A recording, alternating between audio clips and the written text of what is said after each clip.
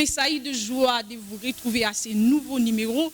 Mesdames, messieurs, bienvenue à cette émission Tribune de réflexion que nous avons un réel plaisir de vous les présenter. Aujourd'hui, je ne suis pas seule, je suis avec la sœur Dorcas Mukumbi. Avec elle, nous allons parler de ce thème, lève-toi et influence. Elle parle tellement bien, elle a aussi un oratoire, allais-je dire, et vous allez le découvrir dans peu de temps. Bonsoir, la sœur Dorcas Mukumbi. Bonsoir, la sœur Grâce. Comment vous allez? Je vais très bien, et vous? Moi aussi, ça va par la grâce de Dieu. Est-ce que vous pouvez nous parler qui est la femme, au fait? C'est qui la femme? Bon, en deux mots simples, selon le Robert de Poche, la femme, c'est un neutre de sexe féminin, opposé à l'homme, c'est un être capable de concevoir. Si on peut dire en un mot, la femme, c'est une épouse. Ok, merci d'avoir répondu à notre question. Est-ce que comment la femme peut influencer? Est-ce que vous pouvez nous dire juste un petit mot, comment la femme peut influencer? La femme peut influencer son entourage ou sa génération en ayant l'esprit du travail, en se souciant des autres. Oui. Parce que la femme qui s'occupe des autres, pas seulement d'elle, découvre le problème majeur de sa génération et en étant modèle du travail, cette femme influence facilement sa génération. Vous pouvez encore nous dire qui peut influencer?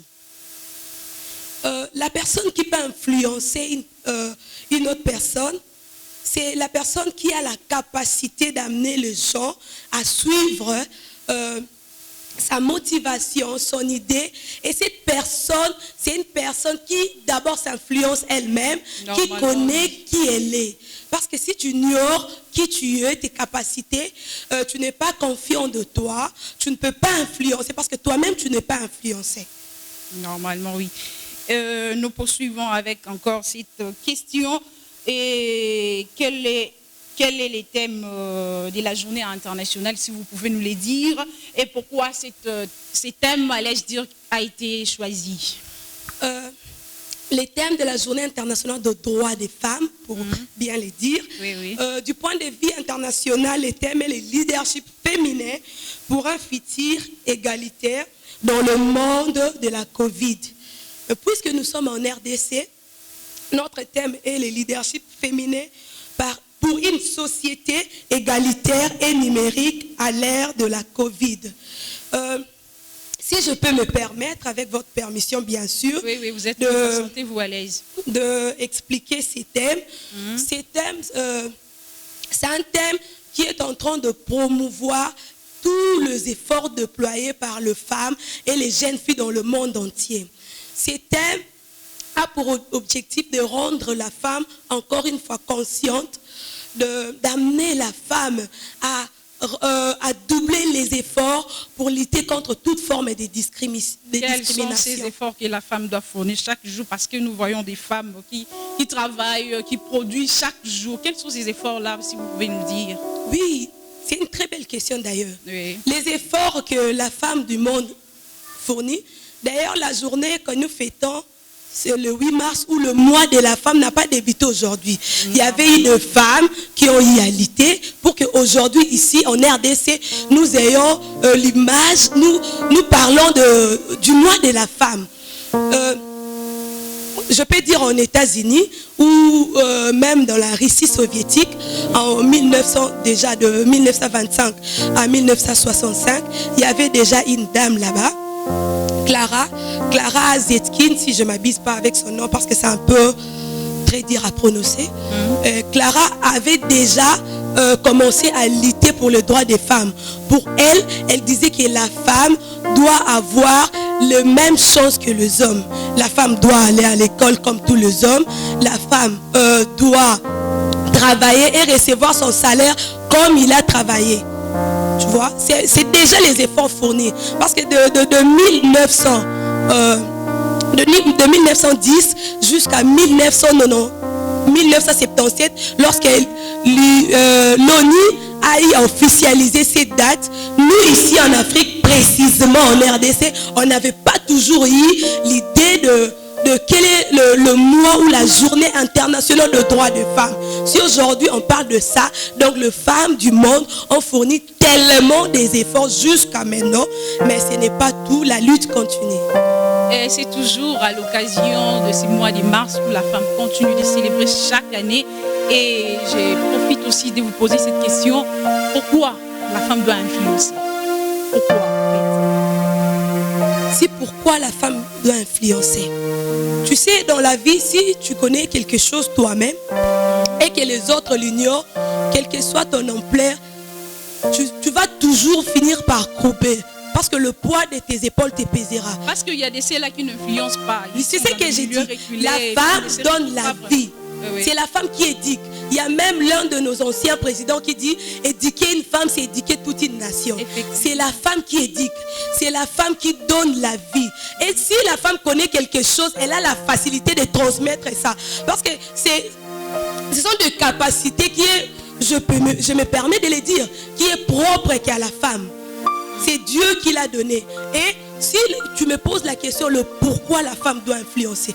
La femme doit influencer pour finir avec les violences. Parce que si son entourage n'est pas influencé, elle va toujours continuer à subir ces... Là, vous faites déjà hommage à nos mamans de Est qui souffrent actuellement.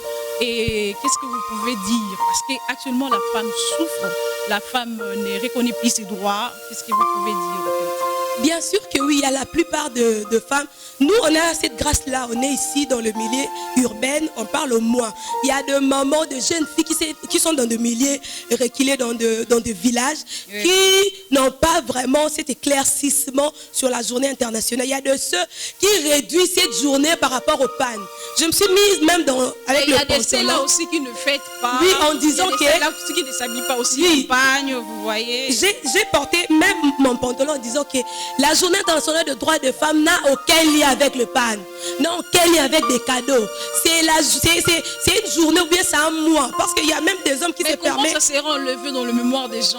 C'est ce que j'ai dit. Avec cette lutte. Est en bagne, la personne prétend que non, je dois m'habiller en panne, je dois sortir, je dois me promener, je dois faire tout ce que je veux. S'habiller en panne, c'est pas mal. Hein?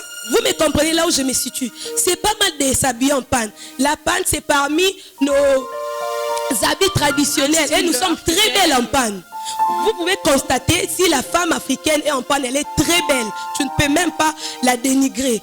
Mais ça n'a rien à voir avec ça. C'est comme les cadeaux et tout, ça n'a rien à voir avec ça. Cette journée ou bien ces mois veut seulement réveiller la femme. Que ça suffit. Elle ne peut pas continuer à être discriminée, à être violée, à être dominée. Je ne parle pas de la rivalité entre femmes et hommes, parce qu'il y a aussi des hommes qui comprennent mal ces concepts. Je parle de l'égalité. L'homme a créé la femme, et Dieu plutôt a créé l'homme et la femme. La femme a ses capacités, a ses tâches propres à lui, ainsi que l'homme. C'est de ça que je parle. Merci beaucoup. Je suis vraiment ravie à vous recevoir aujourd'hui. Et je poursuis pour vous poser encore cette question. Quel conseil pouvez-vous donner à la femme d'aujourd'hui? Aujourd'hui, jeune fille, demain maman. Quel conseil pouvez-vous donner à cette femme aujourd'hui? Avant de donner le conseil, parce qu'il y en a un nombre, je vais choisir quelques-unes, mais je m'irai d'abord reculer un peu par rapport à comment une femme qui veut influencer ou qui peut influencer, d'abord ne laisse pas à ce que son entourage pollue son cœur. La plupart des femmes sont comme ça parce que son entourage a été déjà pollué. Il y a un slogan qui dit moi si ndenzoto, moi si ndemutu. Parce que pour que la leadership féminin ait de l'impact ou ait de l'influence dans nos milieux, il faut que tu aies quelque chose dans la tête.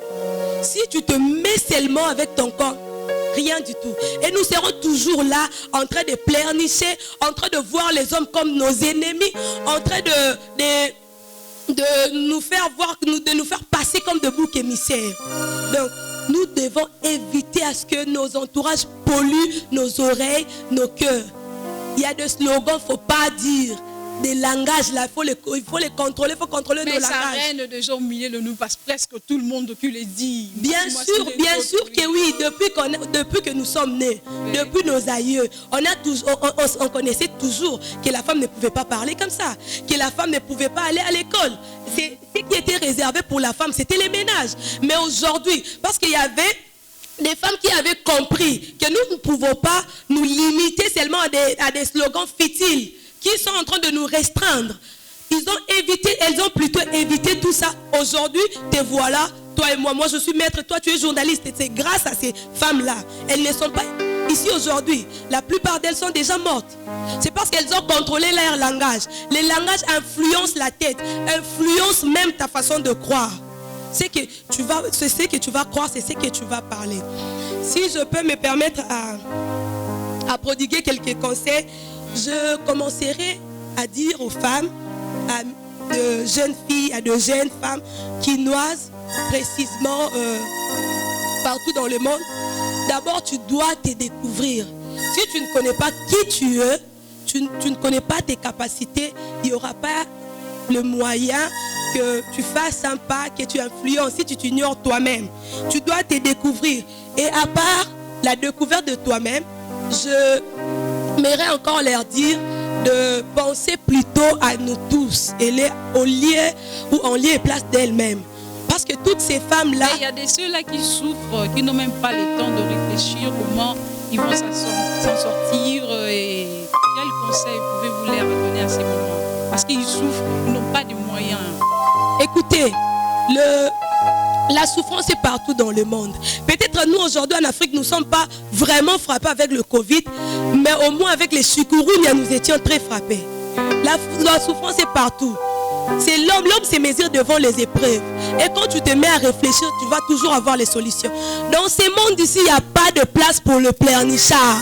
Si tu ne réfléchis pas, tu ne cherches pas des solutions, tu restes là à pleurnicher, tu vas rester comme ça. Rien ne va changer. Rien. Lorsque j'ai dit rien, même si tu te mets à prier, rien. Même le Dieu là que nous prions, Dieu là comment je peux dire, ne se met pas derrière la loisivité ou de paresseux, non. La Bible a parlé de la beauté de l'Esther, la beauté d'Abigail, mais la Bible n'a pas parlé de la beauté de Ruth. Ruth aille Boaz pas par la beauté, par le travail.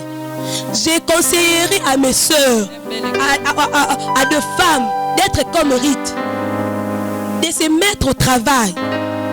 Parce que le travail, c'est le plus grand trésor que Dieu a donné au monde. La bénédiction que Dieu nous donne se matérialise par le travail. Si quelqu'un ne travaille pas, je ne sais pas par quel moyen que tu peux influencer ton monde. Pas seulement le travail, mais il faut avoir aussi le goût du travail. Le goût du travail va de même avec l'esprit, le goût de l'excellence plutôt. La personne qui a le goût de l'excellence ne travaille pas ce qu'on dit en lingala kiboudi. Non, non. Cette personne-là se met d'abord, il réfléchit, même sur ce qu'on dit à lingala mombongo. Elle doit réfléchir, qu'est-ce qu'il faut pour que je mette dans ces milieux pour que kende malamu. Tu vas voir que merci beaucoup la sœur Dorcas Mukumbi. C'était pour moi un réel plaisir de vous recevoir ce soir. Nous sommes déjà arrivés à la fin de cette émission Tribune de réflexion. C'était pour moi un réel plaisir de vous les présenter. Je tiens à rappeler que ce soir, nous avons reçu la sœur Dorcas Mukumbi. Avec elle, nous avons parlé de ce thème, lève-toi et influence. Je tiens aussi à remercier et à saluer tous nos deux pasteurs. Je vois le pasteur Jackson Pezo et le révérend Pichou Lukalamo, et derrière la caméra, je vois le caméraman Bardo Lelo. Quand on voit, je vous dis au revoir et à la prochaine.